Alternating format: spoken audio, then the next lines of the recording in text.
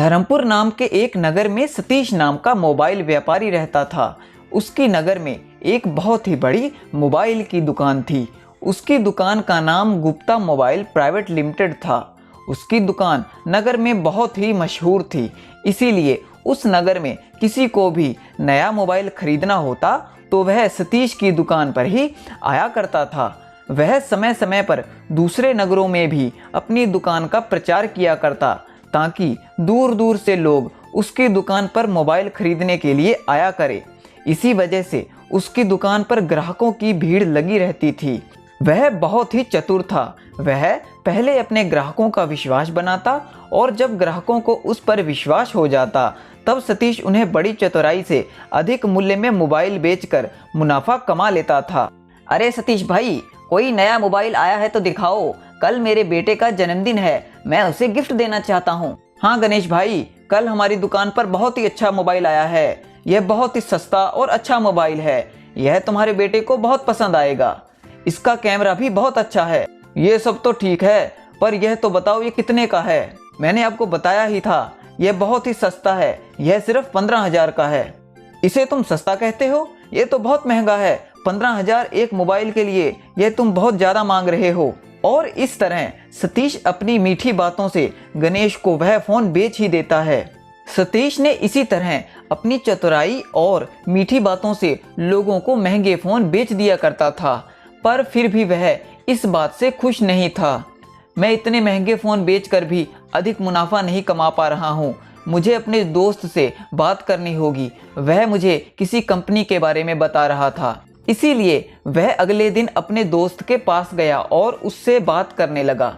रोहन भाई, मैं बड़ी चतुराई से लोगों को महंगे फ़ोन बेचता हूँ, पर फिर भी मैं अधिक मुनाफा नहीं कमा पा रहा हूँ।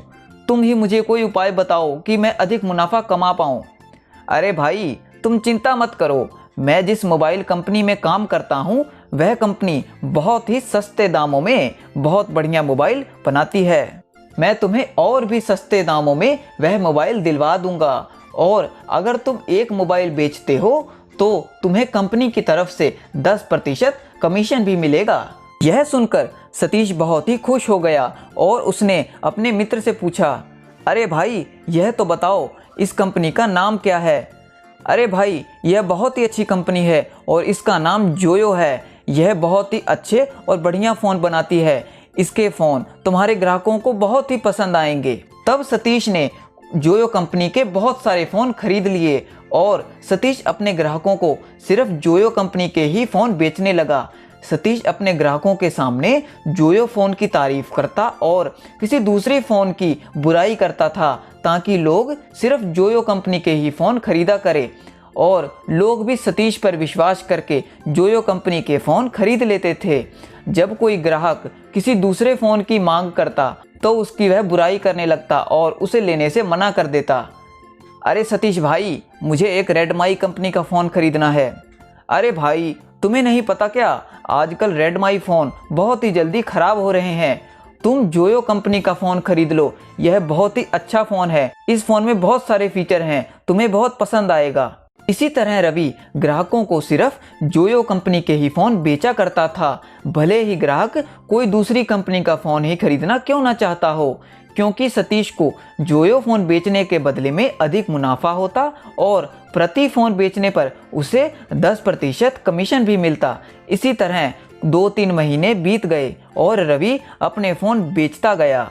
अब 2-3 महीनों बाद उन सभी लोगों ने जिन्होंने जोयो के फ़ोन खरीदे थे उनके फ़ोन में खराबी आने लगी, जैसे कि किसी की फ़ोन की बैटरी काम नहीं कर रही थी, किसी की फ़ोन में आवाज़ नहीं आ रही थी, और इसी तरह की कई परेशानियां आने लगी। और उस कंपनी का कोई सर्विस सेंटर भी नहीं था जहां वह अपने फ़ोन की रिपेयर या रिप्लेसमेंट करा सके। तब सभी ग्राहक जिनके मोबाइल ख़राब हो चुके थे वह सतीश के पास गए।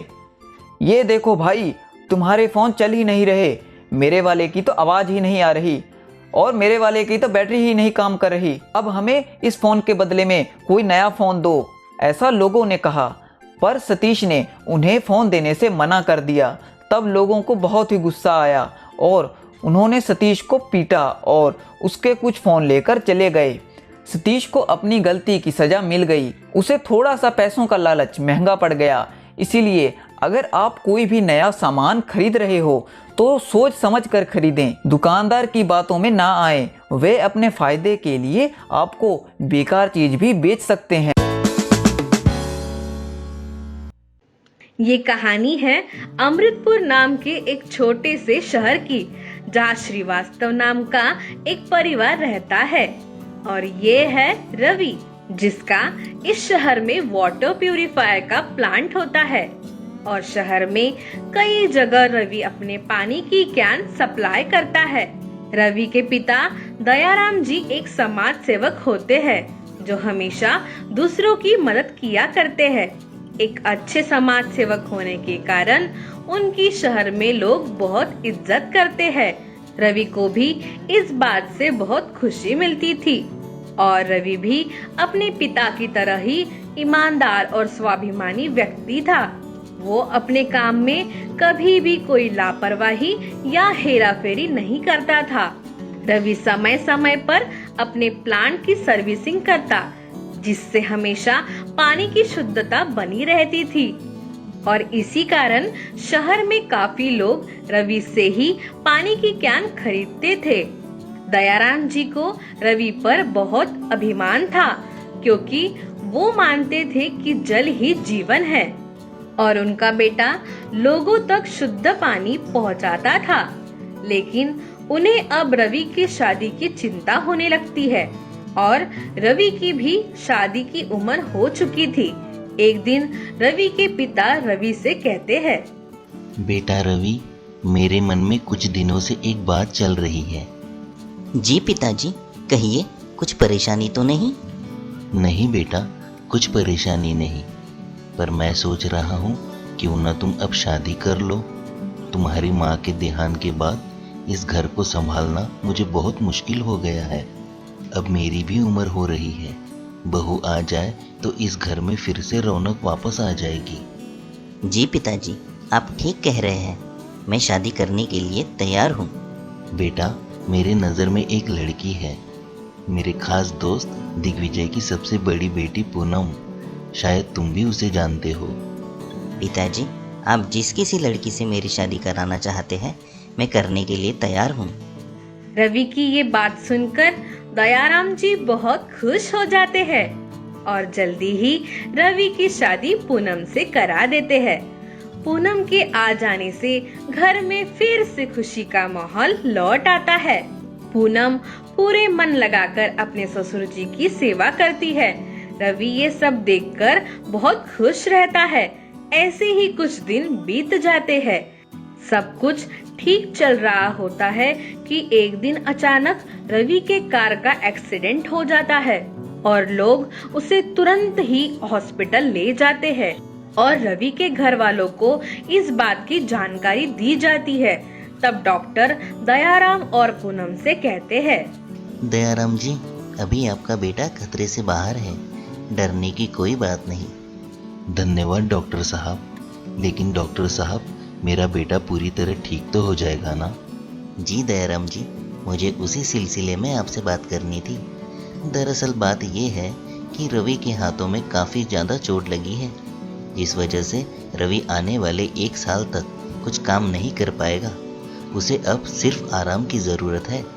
2 दिन बाद आप रवि को घर ले जा सकते हैं। डॉक्टर की ये बात सुनकर दयाराम जी बहुत चिंता में पड़ जाते हैं। अपने सासू जी को ऐसी हालात में देखकर पूनम कहती है, पिताजी, आप अपना मन दुखी मत कीजिए। हम दोनों मिलकर रवि की सेवा करेंगे और उन्हें जल्द से जल्द ठीक करने की कोशिश करेंगे। बहू की ये बात सुनकर दयाराम जी की हिम्मत और हौसला बढ़ जाता है। 2 दिन बीत जाते हैं और अब रवि भी घर वापस आ जाता है और घर आते ही रवि अपने पिताजी और पत्नी से कहता है, पिताजी, पूनम, मुझे माफ करना, मेरी वजह से आप दोनों को बहुत परेशानी उठानी पड़ी। ये आप क्या कह रहे हैं? ऐसा बोलकर हमें शर्मिंदा मत कीजिए। नहीं पूनम, एक मैं ही इस घर में कमाई करने वाला हूँ और आज मेरी इस हालत की वजह से इस घर को चलाना कैसे संभव है? आप बिल्कुल भी चिंता मत कीजिए। अगर आप चाहे तो मैं कुछ दिनों तक आपका कारोबार संभाल सकती हूँ, अगर पिताजी और आपकी मंजूरी हो तो। बेटी, तुम्हारी ये बात सुनकर मेरे पास तो शब्द ही नहीं रहे। मेरा तो भाग्य खुल गया जो मुझे ऐसी बहू मिली। बेटा रवि, पूनम ठीक कह रही है। तुम बिल्कुल चिंता मत करो और कुछ दिनों के लिए कारोबार की सारी जिम्मेदारी पूनम को सौंप दो। जी पिताजी, आप दोनों को जैसा ठीक लगे। ऐसा कहकर रवि पूनम को अपने वाटर प्लांट की पूरी जानकारी देता है और अगले ही दिन से पूनम प्लांट संभालना शुरू कर देती है। प्लांट में रवि का एक कर्मचारी होता है जिसका नाम महेश होता है। महेश कई सालों से रवि के प्लांट में काम करता है, जिस वजह से उसे प्लांट की सारी जानकारी रहती है। महेश पूनम की प्लांट संभालने में काफी मदद करता है। ऐसे ही कुछ दिन बीत जाते हैं और प्लांट के सर्विसिंग की बारी आती है। तभी पूनम महेश से कहती है, महेश, कल हमारे प्लांट में सर्विसिंग कंपनी से कुछ लोग आने वाले हैं, तो जो कुछ भी खर्चा लगेगा मुझे बता देना। जी मैडम। मैडम, आप कहे तो मैं एक बात बोलूं? हाँ महेश, कहो, क्या बात है? मैडम, रवि साहब ने पिछले महीने ही प्लांट की सर्विसिंग कराई थी। अगर आप इस महीने सर्विसिंग नहीं भी कराते हैं तो चल जाएगा। लेकिन महेश, रवि ने तो कहा था हर महीने प्लांट की सर्विसिंग करना जरूरी है। मैडम, कोई ज़रूरी नहीं है हर महीने सर्विसिंग कराई जाए। आप चाहे तो 3 महीने में एक बार भी सर्विसिंग करा सकते हैं। आपके काफ़ी पैसे बच जाएंगे। आप हर महीने कम से कम 50,000 रुपये बचा सकती हैं। लेकिन महेश, ऐसा करने से पानी की शुद्धता कम हो जाएगी। अरे मैडम, इतना शुद्ध पानी पिलाकर भी रवि साहब ने कौन से बहुत पैसे कमा लिए हैं। मैंने उन्हें भी कई बार समझाने की कोशिश की, लेकिन वो है कि मेरी बात को मानते ही नहीं। लेकिन आप मुझे उनसे ज़्यादा समझदार लगते हो। महेश की ये सब बात सुनकर पूनम के मन में लालच आ जाता है और वो महेश से कहती है, लेकिन महेश, रवि को ये बात पता चल गई तो वो मेरी इस बात पे बहुत नाराज हो जाएंगे। आप बिल्कुल चिंता मत कीजिए मैडम, रवि साहब को इस बात का कभी पता नहीं चलेगा। लेकिन मैडम, ध्यान रहे, इन सब से मुझे भी मुनाफा होना चाहिए। तुम बिल्कुल भी चिंता मत करो महेश, तुम्हारा भी काफी मुनाफा होगा। बस ध्यान रहे, रवि को ये बातें पता नहीं चलनी चाहिए। जी मैडम, आप निश्चिंत रहिए। ऐसा कहकर महेश अगले दिन सर्विसिंग करने आने वाले लोगों को आने से मना कर देता है और प्लांट से अभी भी लोगों तक पानी की कैन पहुंचाना जारी रहता है। ये सिलसिला काफी दिनों तक चलते रहता है। पूनम सर्विसिंग के बचे पैसे में से कुछ पैसे महेश को दिया करती और जब भी रवि पूनम को प्लांट के बारे में पूछता तब पूनम रवि को हमेशा झूठ कहती कि प्लांट में सब कुछ ठीक चल रहा है। ऐसे ही पूनम और महेश का लालच दिन ब दिन बढ़ते जाता है और अब पूनम प्लांट की सर्विसिंग और भी देर से करना शुरू कर देती है और लोगों तक पानी की कैन पहुंचाना जारी रखती है। कुछ दिन और बीत जाते हैं। एक दिन शहर के एक बैंक के सभी कर्मचारी अचानक से बीमार पड़ जाते हैं। ऐसा होते ही सभी को हॉस्पिटल में भर्ती किया जाता है और सभी का टेस्ट किया जाता है। तभी डॉक्टर बैंक मैनेजर को बताते हैं कि उन्हें ये बीमारी खराब पानी के वजह से हुई है। तब मैनेजर को ये समझ में आ जाता है कि बैंक में आए पानी की कैन की वजह से कर्मचारी बीमार पड़े हैं। मैनेजर तुरंत ही पुलिस में रवि के प्लांट की शिकायत दर्ज करते हैं और पुलिस प्लांट पर छापा मारती है और पूनम को गिरफ्तार करती है। और ये सब घटना का पता चलते ही रवि अपने पिताजी के साथ थाने पहुंच जाता है और इंस्पेक्टर रवि से कहते हैं, रवि साहब, ये क्या कर दिया आपकी पत्नी ने? आपके सालों की कमाई हुई इज्जत को एक ही दिन में मिट्टी में मिला दिया। मैं बहुत शर्मिंदा हूँ इंस्पेक्टर साहब। मैं तो अब किसी से माफ़ी भी नहीं मांग सकता, लेकिन फिर भी मैं आपसे दरखास्त करता हूँ कि मेरी पत्नी को जमानत पे छोड़ दे। रवि साहब, मैं आपकी बहुत इज्जत करता हूँ। आप कहते हैं तो मैं पूनम जी को जमानत पर छोड़ देता हूँ। ऐसा कहकर इंस्पेक्टर पूनम को रिहा कर देते हैं और पूनम से कहते हैं, पूनम जी, मैं आपसे कुछ कहना चाहता हूँ। मैं दयाराम जी और रवि साहब को कई सालों से जानता हूँ। उन दोनों ने अपना सारा जीवन ईमानदारी और स्वाभिमान से जिया है और आज सभी लोग इसी वजह से उनकी बहुत इज्जत करते हैं।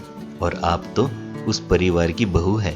लोग जितना सम्मान इन्हें देते हैं उतना ही सम्मान आपको भी दिया जाता है। लेकिन हमारा छोटा सा लालच हमें लोगों की नज़रों में गिरा देता है। सही रास्ते पर चलना मुश्किल है, परंतु जीवन भर सही रास्ते पर चलना उससे भी कई ज़्यादा मुश्किल होता है। पूनम जी, गलतियां हर इंसान से होती है, परंतु जो इंसान अपनी गलती सुधार कर आगे बढ़ता है वही सच्चा इंसान होता है। इंस्पेक्टर की ये बातें सुनकर पूनम को अपनी गलती पर बहुत पछतावा होता है और वो सभी से कहती है, मुझे मेरी गलती का एहसास हो गया है। मैं सभी से माफी मांगती हूँ। कृपया मुझे माफ कर दीजिए। कोई बात नहीं बेटी, गलती हर इंसान से होती है। हाँ पूनम, मैंने भी तुम्हें माफ़ कर दिया। ऐसा कहकर रवि अपने परिवार के साथ वापस घर लौट जाता है और अगले ही दिन से अपने प्लांट पर वापस काम शुरू कर देता है। पूनम भी रवि का साथ देने लगती है। महेश भी रवि से माफी मांगता है और रवि भी उसे माफ कर देता है और इस तरह धीरे धीरे रवि फिर से अपने प्लांट को शुद्ध पानी की तरह एक नई पहचान देता है। तो दोस्तों, आपको इस कहानी से क्या सीख मिली, ये हमें कमेंट बॉक्स में कमेंट करके जरूर बताएं। और हाँ, हमारे चैनल को लाइक, शेयर और सब्सक्राइब करना ना भूले। तो चलिए दोस्तों, अगली बार फिर मिलते हैं एक नई कहानी के साथ। तब तक के लिए गुड बाय।